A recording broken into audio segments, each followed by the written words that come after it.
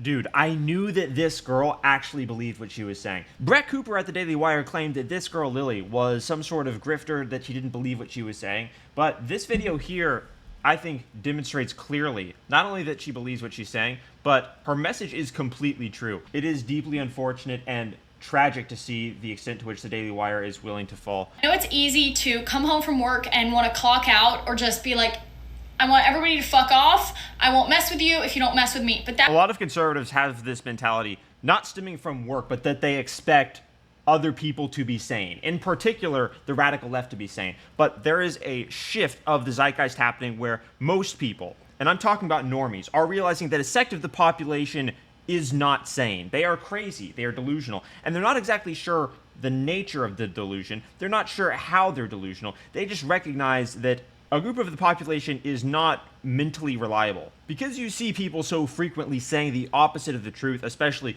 single mothers, feminists, radical leftists, any person stooped in the resentment of Marxism is so constantly manifesting their disdain and hatred for reality that is becoming unavoidable. As a matter of fact, the video that I was going to release today, which I'm releasing tomorrow because it took so long to edit, I'm still editing that, is going to dive deeper into what I have discovered to be that architecture of resentment, which I connect with feminism and leftist ideology for all of you guys. But this girl's completely correct. So listen to what Lily's saying here, and maybe also remember that the Daily Wire lied to you yet again. That's not how it is.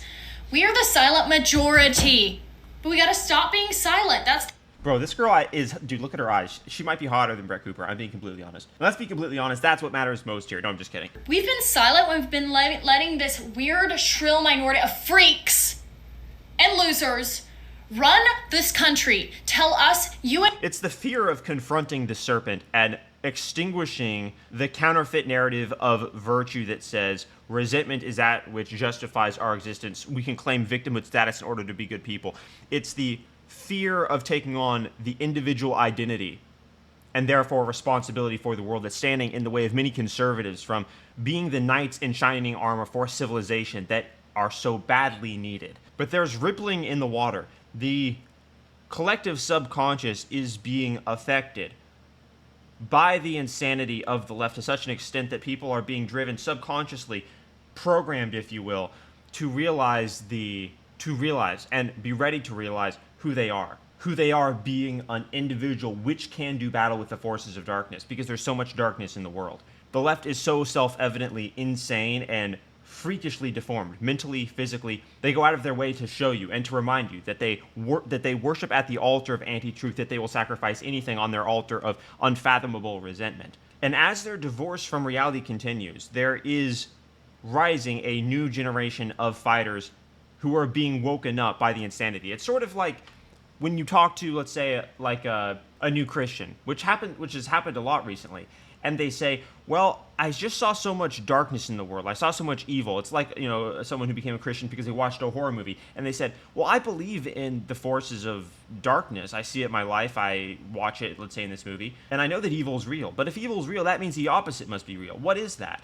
And then they become fortified in the realm of objective morality. That's basically what the left is doing to the public consciousness. But in so doing, of course, you could think of it as injecting people with an anti-reality serum. Because there are people walking around, you saw a video of this on X today, of young women on college campuses which can't even engage in sentences if the person they're talking to is of the wrong identity class. There are people walking around with brains that are completely wrecked, and that state induced by ideology is almost completely synonymous with psychopathology. And the reason why that matters, the reason why it's important you understand these people are psychopathic, is because the way you deal with psychopaths isn't to teach them, but to hold them accountable, because they don't care about morality. Think about it. A psychopath will do things and not feel bad about them. That's what makes them a psychopath. So they're not going to feel bad as a result of saying the opposite of the truth or believing men can get pregnant.